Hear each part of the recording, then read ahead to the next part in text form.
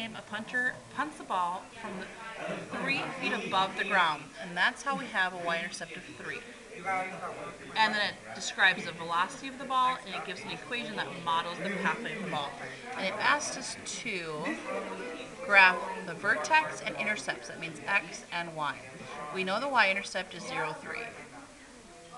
And this may not really be drawn on a scale. That's okay. We go to y equals, and I type in the equation that I see. And now I need to adjust the window so I can see the entire pathway of the ball. Okay, so I can see where the ball hits the ground, but I don't know how high it goes. I don't need all of this. So let's get rid of some of that. I'm going to change this to like a -2. And let's go up to 50 and see if that's high enough to see where I see the maximum. Nope, still can't see it. Let's go up to 100. Okay, still can't see it. Wow, let's try 150. This may not be realistic. Let's just keep going though.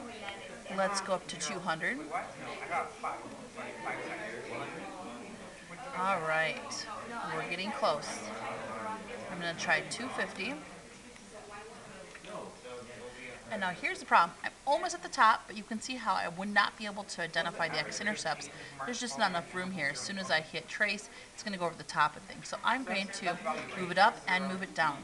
So I'm going to go up to 300, but I'm also going to move this down to like -100. Now I can easily see the maximum, and I have enough room to see where the ball hits the ground. So let's graph this. The first time I hit trace, I would see, first time I would hit trace, I would be able to see what the x-intercept is. Since I've already done this, let's go second, trace, maximum, left at the highest point, right at the highest point, and you guess. So the maximum is 4 and 259. So here's 0, 1, 2, 3, 4. So this is obviously just an estimation, not drawn to scale. So I have to do both intercepts, x and y, and the vertex. So there's my vertex, because it's the highest point, and now let's see, where does it hit the ground? So second trace, 0. Left of the x-intercept is above, right is below, and back to the x-axis. So 8.02. Doesn't say what to round to, so let's go to the nearest 100. 8.02 and 0. So 4, 5, 6, 7, 8. 8.02 and 0. Okay, and now in this problem, t is like our axis. T is time, and time is in terms of seconds. And f of t is your height above the ground in terms of feet. It's height above the ground in terms of feet. So at what moment or moments is the ball 115 feet? Well, here's 0 and here's 259. So I know 115 would be, we'll say it's like somewhere in here. I want to know exactly when is it 115 feet above the ground. Remember, the ball is ascending. It's going to hit that 115 mark, and then when it descends, it will hit that 115 mark.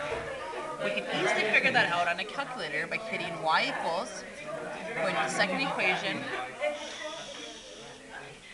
go to the second equation, typing in 115 and graphing it, and let's find these intersection points. At what moments? That's describing time. Second, trace, intersect. First curve refers to the first equation you have down. It jumps to the second equation, and then it goes over the top. So 1 and 115. Now let's figure out this intersection point. Second trace intersect.